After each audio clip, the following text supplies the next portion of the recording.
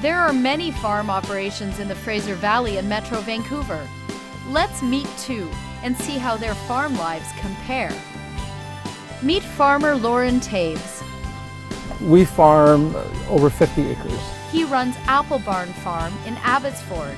We grow greenhouse vegetables, berries, and apples, 3 poultry barns, and pumpkins, and those are the main things that we grow.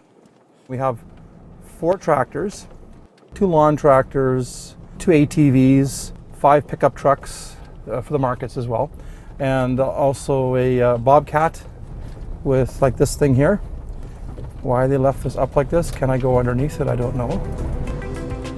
Now, let's visit Chris Thoreau's farm. He runs My Urban Farm in the Strathcona neighborhood of Vancouver. Size-wise, our space here is about 1,800 square feet, and our actual growing space is a little less than 300 square feet. We do soil-grown sprouts. We do 3 different types: sunflower, pea, and buckwheat. Well, officially, I don't have any farm machinery, even though this is technically a machine. This is our spinner, so we spin the sprouts in here. And the other machine we would use would be a bicycle, because we do all our deliveries by bike and by trailer. Technically, his farm doesn't exist. Essentially what I do is illegal, not because it's a bad thing, but because there's no zoning or business license policies yet in the city for urban farming. We followed each farmer for a day in summer 2011. Lauren started his day with his least favorite task, office work. What I'm doing right now is we're looking to transfer some workers to other farms that may need them for their fall harvest. A provincial program allows farms to hire Mexican workers at reduced rates. He's got several workers living at his farm. We pay $10,000 to $14,000 a year with plane tickets to get here. It's good for, or more than that. If I can transfer someone to another farm, they will pay that plane ticket back. At My Urban Farm, staffing hasn't been an issue so far. I have people all the time wanting to volunteer. There's a bit of a trend now with urban farming, and it allows people to get an experience with farming without having to leave the city. I pay $12 an hour, which for agricultural work is not bad. For casual work and relatively easy work, I think that attracts people. And my glowing sense of humor, really. I think that's what keeps people coming back. At the Apple Barn, Lauren has traded computer mouse for tape measure so that he can deal with a plumbing issue in the petting zoo. I'm going to put an automatic flush system in. I'm going to design it and build it ourselves. I'm just kind of writing down parts and things like that. That was part of my list today. So because you can see here, this was washed this morning. And look at that already. That's how much the bunnies poop.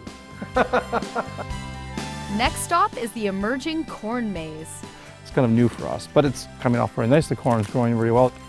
This last week that we put the ribbons up because we felt that we should have actually squeezed in the rows a little tighter. And just sending some emails out.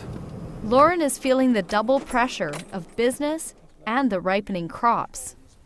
That's a huge amount of aphids. Question is it too late to put on a spray, or you just let the Mother Nature play it out and you lose a portion again? Lauren decides not to spray and that some weeding should be done instead. So here's a note. That's something I'll get the crew to do. This is what I do my rounds. Chris took a spin at farming by starting the business while in university. It's a very concentrated crop, so it's very high value, and I only need a little bit of space. This is year 3. The business model is holding up fairly well. Most of the morning is spent processing dozens of flats of sprouts. It's a very monotonous job. We do a lot of repetition. The growing benches must be sanitized. Then still to be done is more seeding, paperwork, and the deliveries.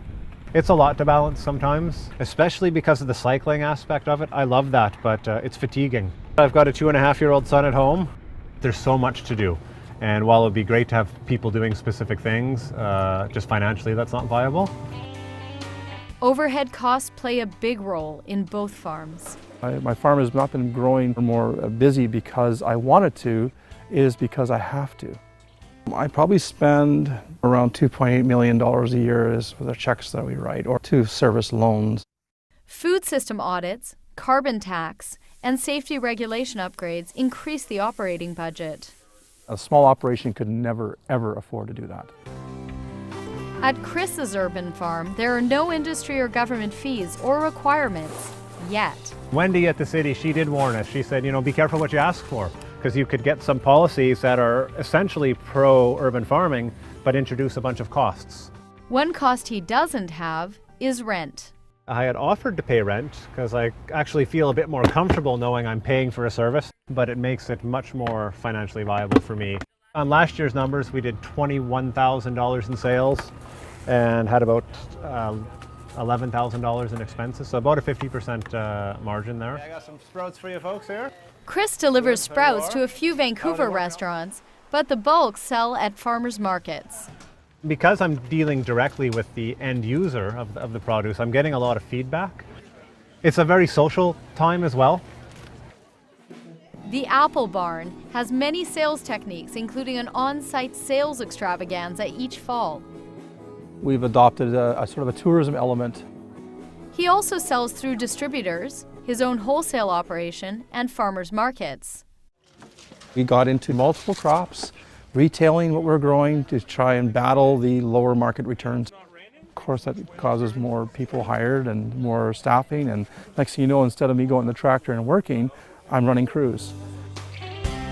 That's actually probably why I don't sleep much right now, because I am at a bit of a juggernaut. Chris's farm future is not tied to the land. We're working with the city right now to look at policies relating to urban farming and how those need to change. So how those policies change will dictate where this business goes. For Lauren, the farm is the land.